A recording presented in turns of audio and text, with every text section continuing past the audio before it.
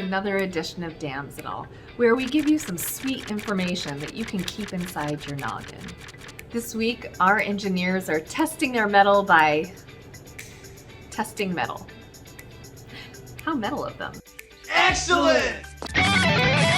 The engineers in our Welding and Metallurgy Center of Expertise headed to Fort Peck Dam in the ginormous state of Montana to put some gates to the test. And not like Pantera's cemetery gates, more like emergency floodgates.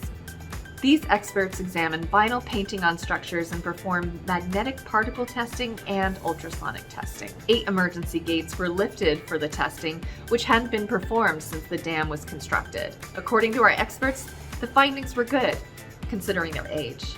These were built in the 1930s, 90 years ago, and it was surprising to see something, that old still functioning as designed. It was pretty remarkable. That's all for this week. Remember, you keep Portland weird, and we'll keep it engineered.